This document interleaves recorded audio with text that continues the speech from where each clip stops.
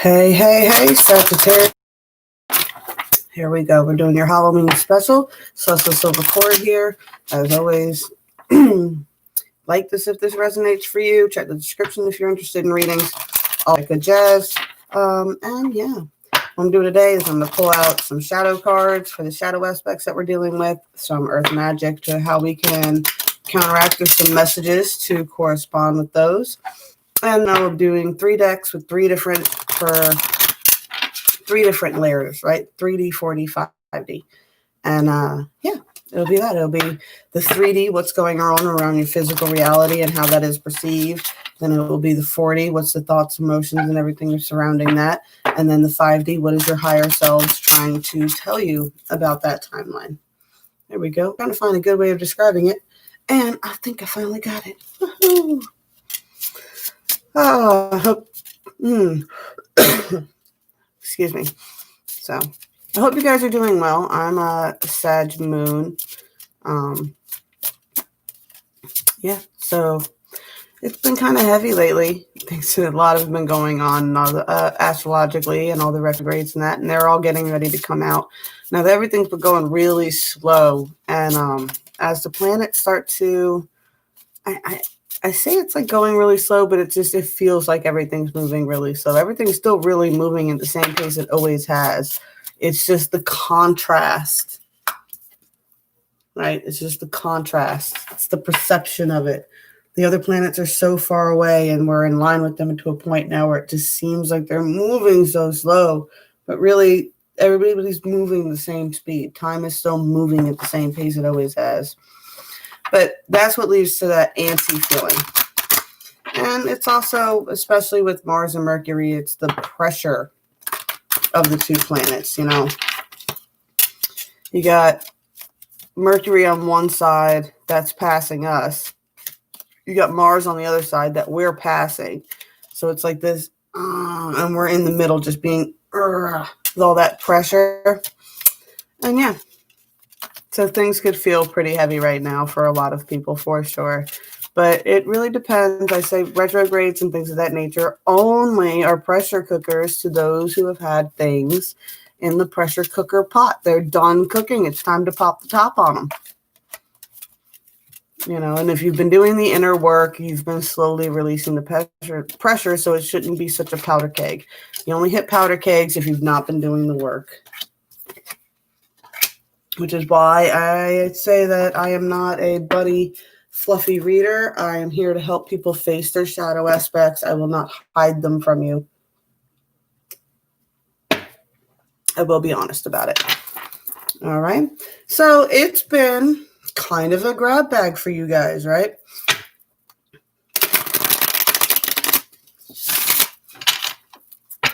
I've been getting really mixed messages with all the different signs.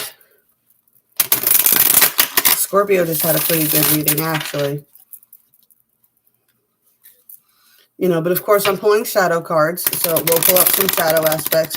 As always, if something doesn't resonate to your timeline or to you, then check your sun, moon, rising, Venus. This might not be your timeline.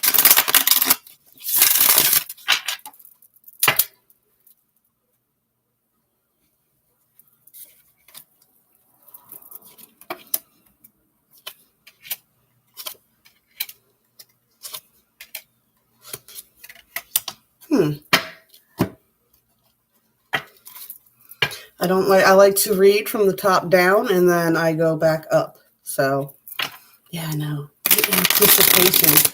But back in the day when we used to do readings, it would be you would do the cards face down and then you would flip them as you read them.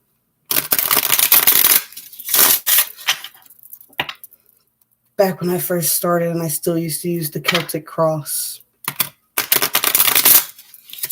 which is the most popular spread for a tarot.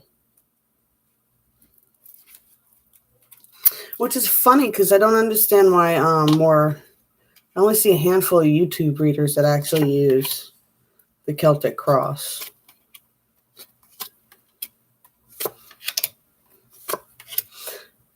This is just a variation of, I had a whole book of different spreads that you can use too.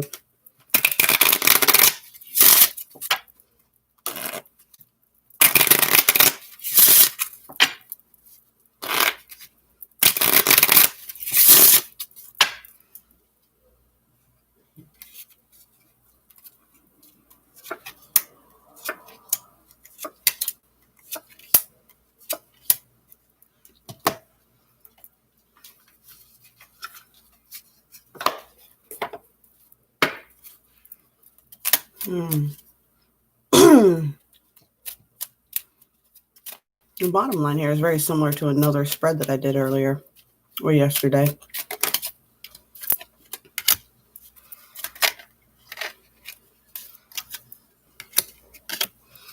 I definitely see a bunch of masculine energy here for sure. And on either side of it's feminine energy. So we shall see how this goes. Sagittarius. On the 3D, we got the Nine of Swords, right?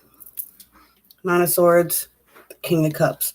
So kind of a mental prison that you were in, but then I got the King of Cups right after that. Right here in the top cross of your thing is the Jack of Cups. So I'm getting lots of love from a very fiery, passionate, masculine energy for you. But at the same time, for some reason, I'm getting this. So it's like this person has broken you out of this mental prison and given you all of this. But for some reason, you feel like you're a puppeteer. Or maybe you feel like you're wearing a mask yourself. Or maybe you feel like for some reason you feel like this is all just a game. Or at least that's what you feel like you're doing in the 3D. You feel like you're just presenting a game. On the 40 aspects of it, I really do see you coming into a lot of your own strength, recognizing where you're not the puppet master, but actually the puppet, and where you've tied yourself down. But see, now she has all them swords. She could cut herself free if she wanted to. This is interference too. You're trying to do something, but somebody's pulling your strings and kind of making you do other things, which could cause it to be a little bit hard to get grounded here, which is the Ace of Pentacles, which is what it's really calling you to do. What you need to really ground down this energy and figure out where you don't want to be puppetized anymore and where you want to really just genuinely be yourself. You got the Queen of Pentacles here, and that really is, yeah. And you got Aries. Aries has got your back. You know, Mars retrograde and stuff like that. You're so close in fire sign energy that the fiery energy could really light you up and have you so that you can really, what are the words that I'm going for here?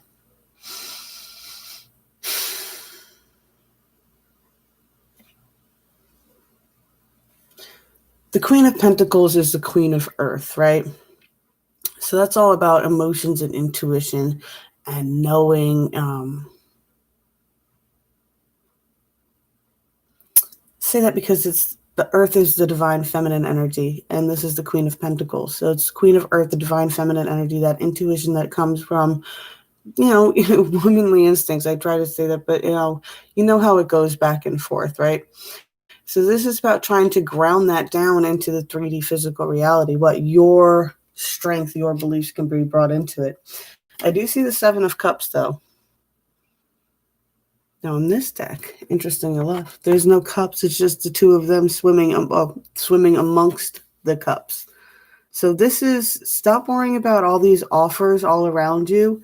It's like somebody's chunking a bunch of cups at this connection, and you don't need to worry about it. This connection's all about wrapped up in this connection. Don't worry about the games.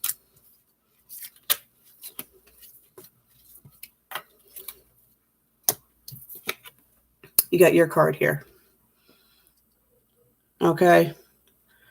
So you are on track for your purpose. I mean, Sagittarius is all about having a purpose. You guys are the hunters, right?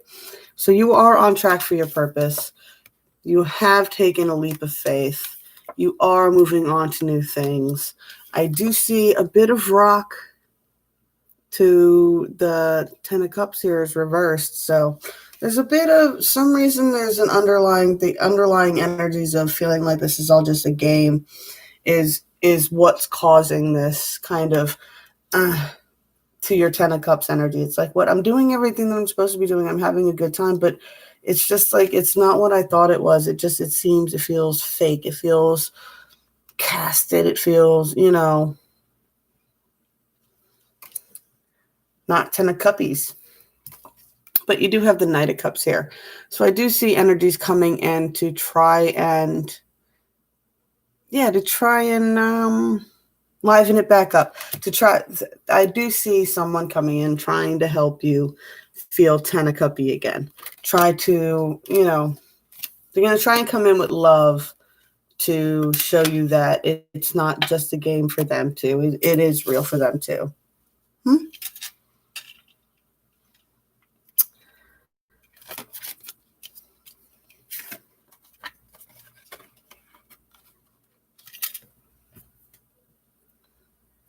You get fated to suffer an addiction. And I always say the fated to suffer card, you are not fated to suffer. If you don't like the story that you're in, you can change the story. You don't have to be Snow White. You don't have to eat the poison apple, and I always say with this card too, the queen wasn't even the bad guy in the story. The mirror was. The mirror was this toxic ego that kept whispering in the queen's ear saying that Snow White was prettier than her, when she should have just been focusing on the king and focusing on her husband instead of worrying about whether his daughter was prettier than her. It says more about her than it does about Snow White.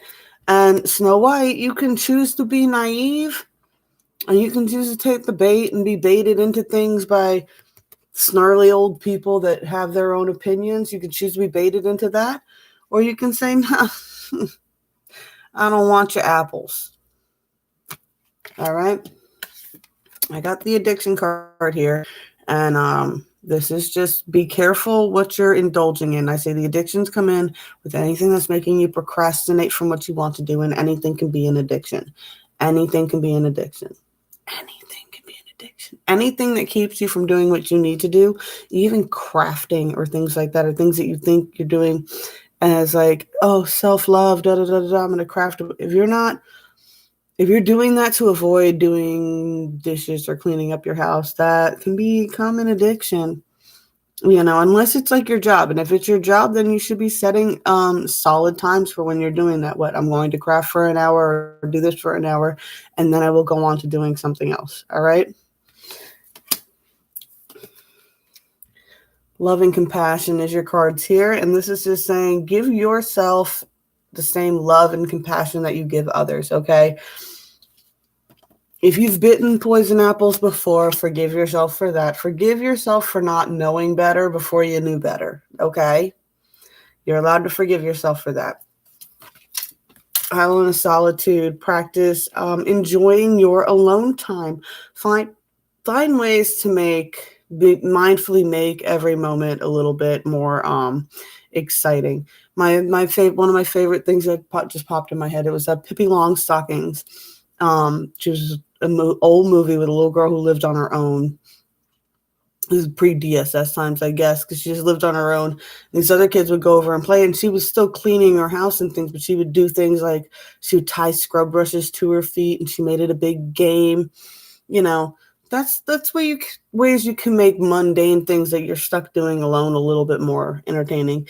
And learning how to just be able to sit with yourself is really important too. It's not about being able to be with yourself when you have a lot going on. That's easy. You're not really with yourself. You're distracted by a whole bunch of things. You really need to be able to enjoy sitting alone with yourself. All right. I got successful career, happy working environment, pay raises, and promotions. So we are coming into a more lucrative phase coming in here for you guys. Just keep transitioning to higher levels of being, raising your energetic vibrations and enlightenment. If you can't work in one area, you can always work in another. If you can't work on this right now, on your career right now, then working on raising your frequency and stuff like that, so that when these open, you're already matched the frequency to be able to take opportunities that come in. Safe and happy travel, protection from harm when journeying. Be mindful during Mercury retrograde. You are more prone to get a speeding ticket. You are more prone to speed, and you are more prone to get into an accident. Oh, I accidentally went public with this one, didn't I? All right. Well, I just noticed that now. This is your last card. And I hope your messages came in loud and clear for you guys. And you enjoyed this. If you do, as always, like, share, subscribe, spank my bell. Tell me that you like it. Blessed be all those who walk those weird and windy paths with me. I love y'all, and I will catch you later.